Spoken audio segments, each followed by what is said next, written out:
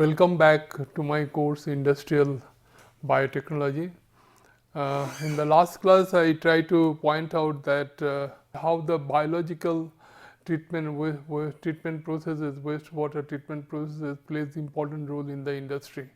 I told you whatever organic waste discharged by the different chemical and biochemical industry, more than 70% of that is treated by biological means.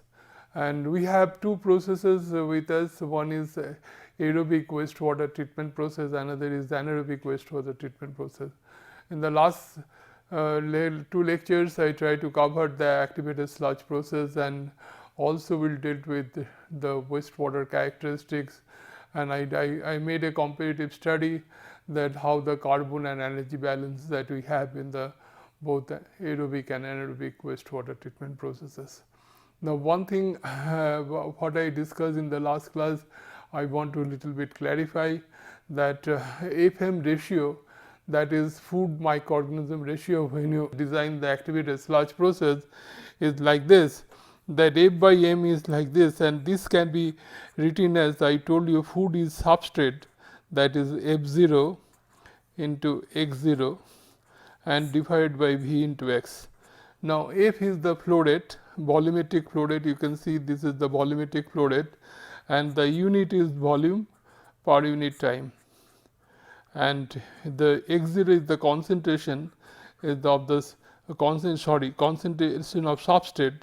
This is is the mass per unit volume. So, volume will cancel, so it will mass per unit time, and here this is the volume of the reactor and this is the concentration, this is mass per unit volume. So, if this will cancel, so what we will get, this is mass will cancel, so the unit will be time inverse. Now, here is I told you this is equal to S0 V by F0 into X.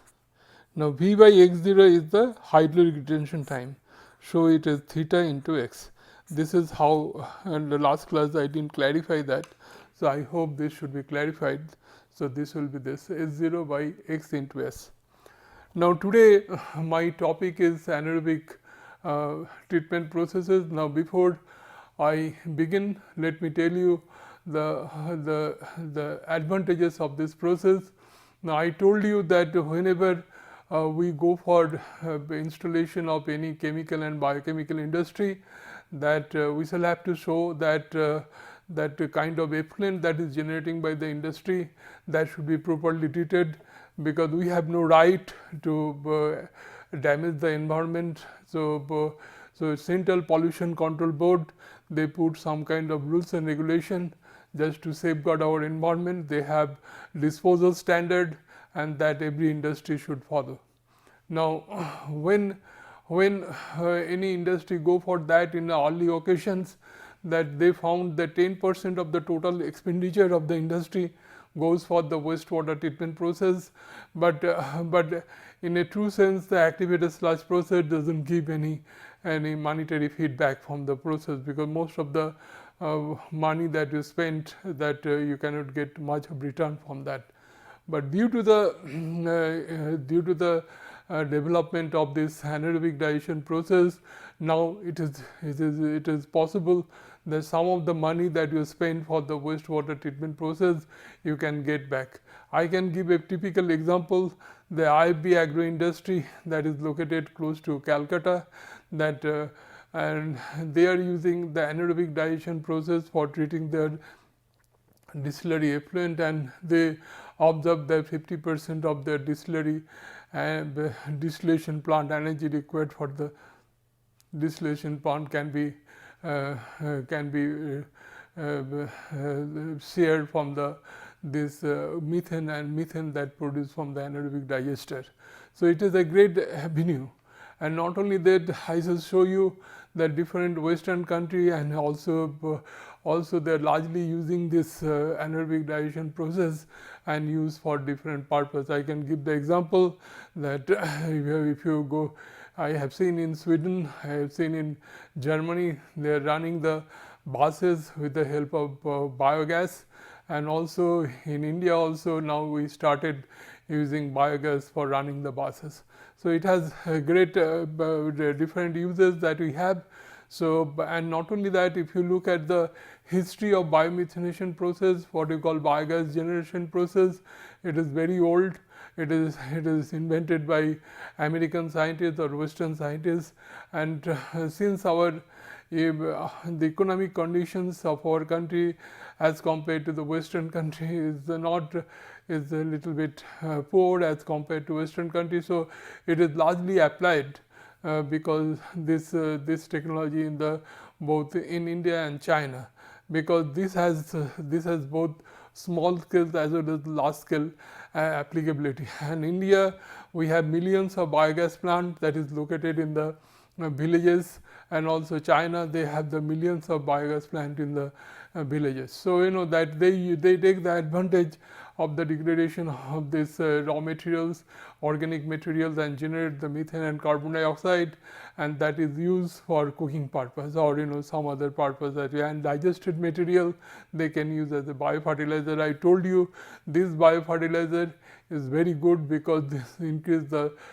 water retention property of the soil. This is how the fertility of the soil increases.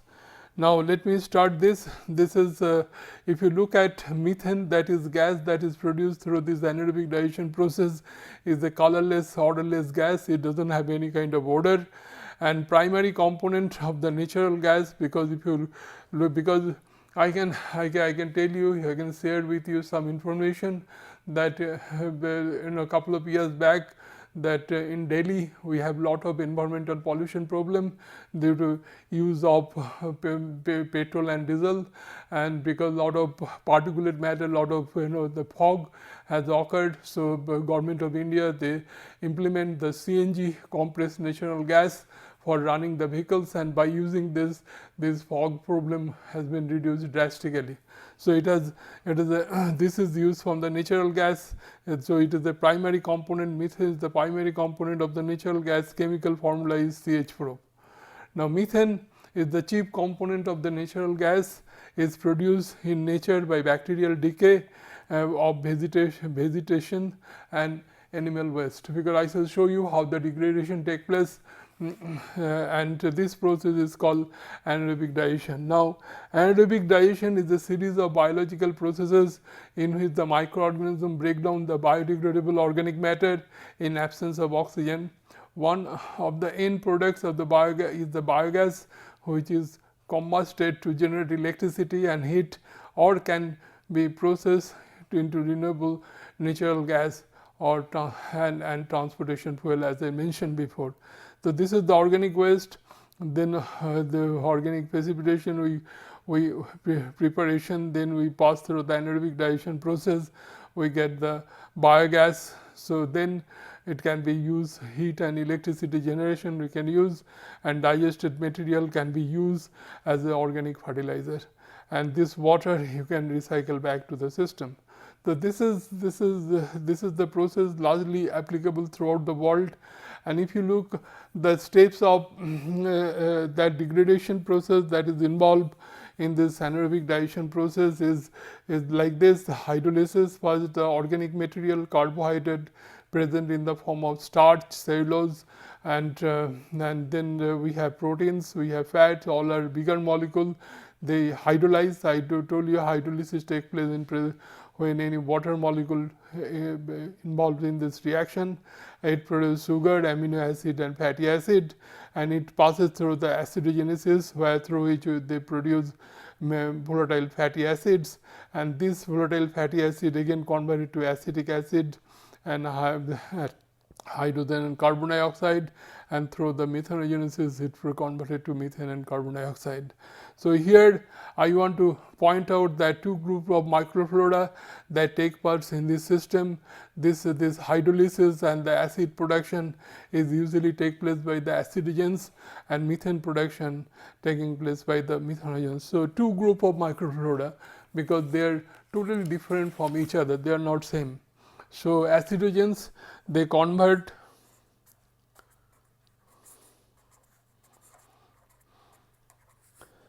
organic waste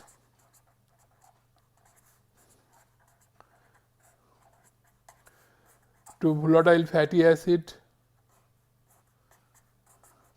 and methanogens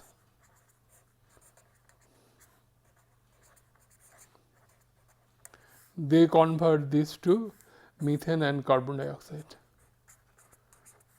Now, if you look at the characteristics of the acidogen, characteristics of the methanogens is totally different.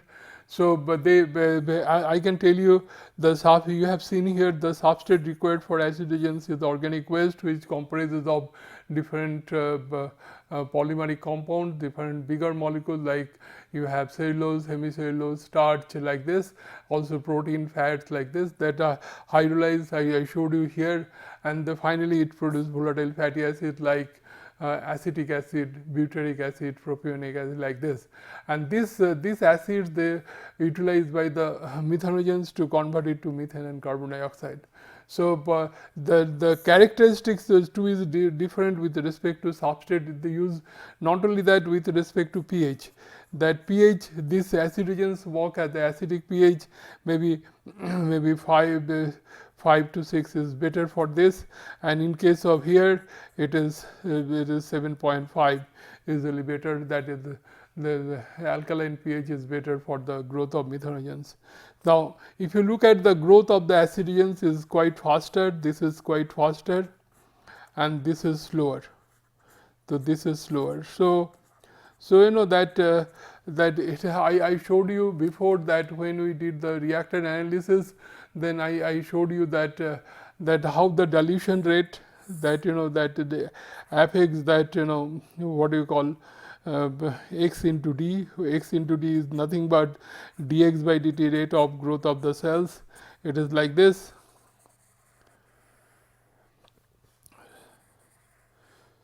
So, this is for the slow growing organism, and this is for the fast growing organism. So, you can see this is the, I told you this is the d washout, and this is the d washout. This is one washout. So, if you look at that that faster required more, the d washout value is much higher as compared to slow. So, if we maintain the dilution rate here, so we can easily wash out the methanogens from the culture. So, you can do it very easily. So, this is we can produce the acidogenic culture separately and methanogenic culture. Methanogens we can develop by taking the mixed culture and put the selective substrate. We put only the volatile fatty acid as a substrate in the reactor, so that only methanogens can grow, because methanogens can only convert the volatile fatty acid to methane and carbon. So, we can segregate the culture like this.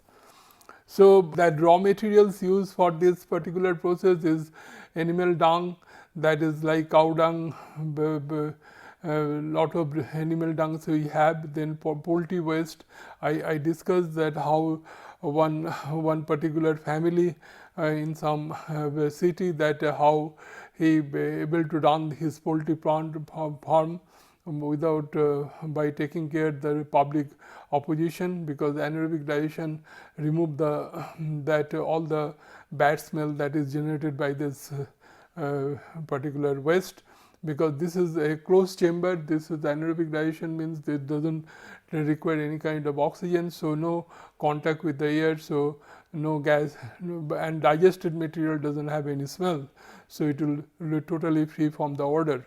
Then plant waste like hogs, grass and weeds, etc., human excreta, industrial waste, sawdust, waste from the food processing industry, and the domestic waste like vegetable peels and waste food materials.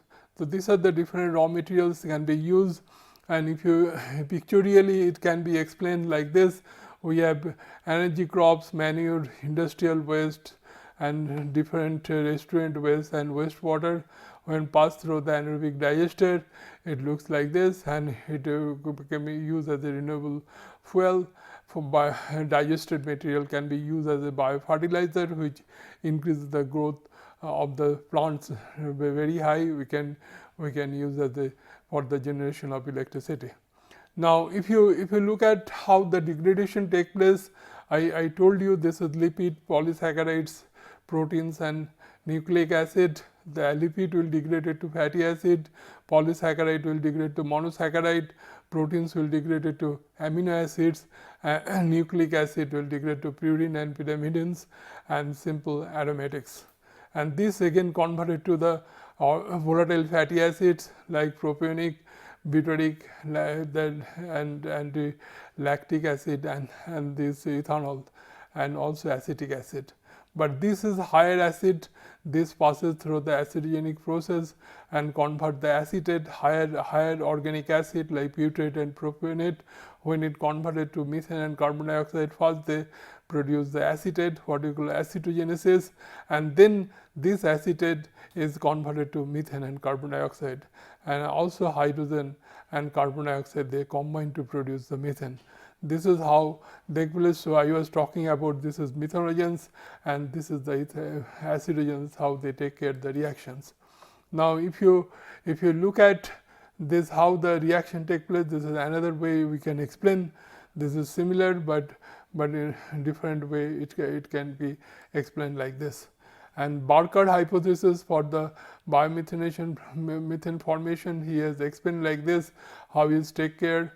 In this particular pathway, there is a coenzyme called coenzyme N that very much take part in the reaction, and that is how is carry forward and produce methane here. Again, this is carboxylation and hydrogenation, then again reduction, again it is further reduction to methyl groups, then it produces methane, and this is also can be produced. This can be produced with methyl alcohol and acetate like this. This is the Burkhardt hypothesis, and this is the thermodynamics behind this process. And when the glucose is converted to acetic acid, your free energy change is minus 74.3 kilocals. But when this carbon dioxide and hydrogen produces acetic acid, this is very low, and carbon dioxide produces methane, that is also comparatively low. So in this reaction, I can always say that glucose to acetic acid is more favorable as per this reaction is concerned. Then after that, this methane production, after that this acetic acid from carbon dioxide and hydrogen. Now another thing very interesting, when we considered acetic acid, when it converted to methane, the free energy change is minus 7.4 kilocals, where your propionic acid you require plus say 19.5, and butyric acid is 9.95. From this, we can easily say that propionic acid degradation is very much less favorable as compared to that of acetic acid and butyric acid. So it has been observed when you operate any kind of anaerobic digester for a longer period of time, there will be accumulation of propionic acid in the reactor. Long run, as you operate for longer period of time, the propionic acid accumulation in the reactor because the propionic degradation will be very poor. Now this is the Busoil equation, how the stoichiometry equation, how methane can be calculated, and Klaas and et al. They also did lot of work on this biomethanation process. They use this equation. This is the empirical formula of the kelp, is kind of seaweed, and this when it converted to methane and carbon dioxide, the stoichiometry is like this. Now there is a scientist called Sanderson et al. Reported view disproportion reaction, because this is very interesting that I told you in the anaerobic digestion, the acidogenesis process, we get the volatile fatty acid, and volatile fatty acid mainly comprises of acetic acid, propionic acid and butyric acid. Now, this is the dispropionation reaction, that means usually we express the concentration of volatile fatty in terms of acetic acid. If you want to express like this, 5 moles of acetic acid is equivalent to 2 moles of butyric acid, 7 moles of acetic acid is equivalent to 4 moles of propionic acid. This is the disproportionate equation developed by Sanderson. Now, microbiology behind this biomethanation process, the methanogens belong to the Aequiobacter. This is kind of special type of seed. They are distinguished from the Eubacter bacteria by virtue of many construction characteristics, such as the presence of isoprenoid rich membrane lipids. So they are typical characteristics that as compared to and they link with the glycerol, absence of mauramic acid based on peptidoglycan cell wall and distinct ribosomal RNA. So this is we have 3 type of methanogens. One is carbon dioxide reducing, another methylotropes, another is acetoclastic this pathway. So carbon dioxide reducing, carbon dioxide is converted to methane, methanotropic that we also here also is converted to carbon dioxide converted to methane by oxidizing methyl group containing the substrate such as the methanol, trimethylamine and dimethyl sulfate. Acetoclastic usually convert the acetate to methane. These are the different methanogens present. One is methanobacterials, then methanococals, then methanomicrobials, methanosarcianals and methanopyrals. So the different type of methanogens, they are all obligatory anaerobe. And this is how they take part in the reaction. This is shown here, how they use the different substrate for the production of methane and carbon dioxide. Then this is the biochemistry behind that. Biochemistry quality of the methanogenic bacteria are different from other bacteria. A very restricted range of oxidizable substrates coupled to the biosynthesis of methane, synthesis of an unusual range of the cell wall component, the synthesis of biphenyl glycerol ethers as well as high amount of sequelin. This is the synthesis of unusual coenzyme M. I told you this is the typical coenzyme M that present in the methanogens and some growth factor also required. So, so I was talking about that acidogens and methanogens, and since the acidogens require different growth characteristics as compared to methanogens, it is advisable that if we can operate this process in 2 different stages, then this will be very easy to control, because acidogens they required different environmental conditions as compared to methanogens. Now, if you look at normal anaerobic digester process, they have one particular chamber inside both the acidogens and methanogens, their activity taking place. The rate of there you have to synchronize the process in such a way the rate of acid formation should be equal to rate of methane formation. Otherwise the pH of the system will go down and affect the methane production process to a great extent. This is to be taken into account when you operate any kind of anaerobic digester or the biogas plant, because in our rural places some of the biogas plant doesn't work because the villages they are not aware that how to feed this material to the reactor. Because I can give a very typical example that that I told you that organisms they are very sensitive to the environment, and particularly temperature plays very important role for the activity of the particular organism. So during winter our ambient temperature go as low as 20-25 degrees centigrade. So that time your actual temperature for the growth of organism is 35 to 37 degrees centigrade. So activity of the organism will drastically reduce. So then if we put the substrate at the same rate as we have in the hot season, when the temperature, ambient temperature is 40-45 degrees centigrade, then the organism will not function in a similar way.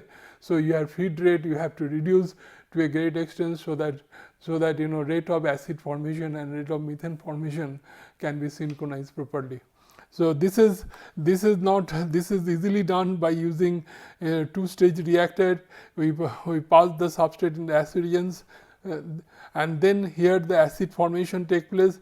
This acid we take it to the methanogenic reactor to get the methane formation. Now, since the rate of reaction of acid region is much faster as compared to methanogenic reactors, the size of the methanogenic reactor will be much higher as compared to that of acidogenic reactor.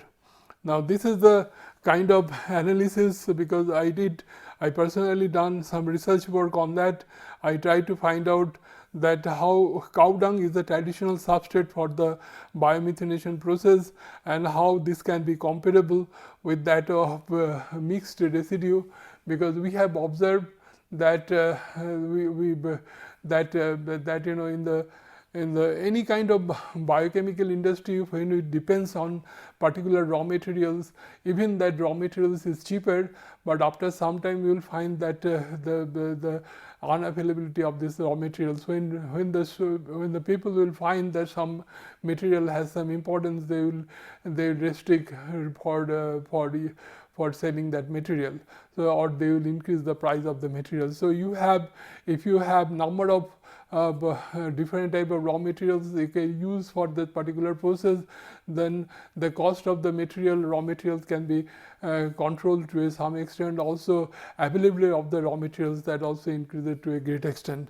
So we use the mixed substrate concept, mixed biomass. We use cow dung, water hyacinth and algae, and we find this is much suitable. It is not only, if you compare with this batch process, you will find that methane production here 0.24 to 0.246 cubic meter per kg volatile solid digested, and where two-stage process is 0.475. It is double as compared to that, that here it is this. If you compare this two-stage process for cow dung and mixed residue, it is almost double.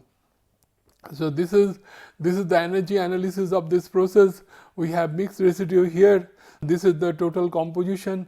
We find during the degradation process, lignin content increases. Here it is 11.7, here it is 16.8, because lignin doesn't take part in the reaction, but cellulose it was 22.1, here 19.8, but hemicellulose is 20.8, here you have 6.8. So what I pointed out, hemicellulose is a very good raw materials for the biomethanation process, and which convert the organic material to methane and carbon dioxide. So this is some kind of information that we have. How many biogas plant, that is, this is the year 2013 in the European country, how many biogas plant are in operation. Total is 208, and Germany playing the major role, 107, and then Sweden.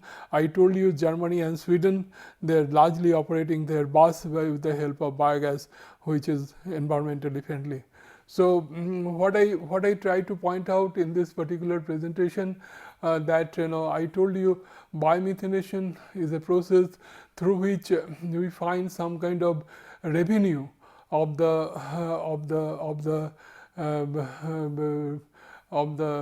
money that you spend for operating that process. So by selling the gas in the form of methane and carbon dioxide, and also digested material also we can sell in the form of biofertilizer, which has also some selling value. So with and this can be easily controlled with the help of two group of microflora. One is acidogens, another is methanogens, and if we control this organism properly, we can run the plant very comfortably, and we should not have any kind of problem for operation. And because if we give this information to our villagers who has the operating the biogas plant in the rural areas. They can operate the biogas plant very successfully and make use for their cooking purpose, because it can be used for different purpose. As I show you afterwards, then the biogas can be has different utilities. So with this, let me stop here, and the next class, next lecture, I shall concentrate on the how this process is largely applied to the bigger scale, and also I shall give you the information how this can be comparable with the chemical process. And finally, I want to discuss one successful project on anaerobic digestion, what we call landfill gas generation process that is in operation in the Western country. Thank you.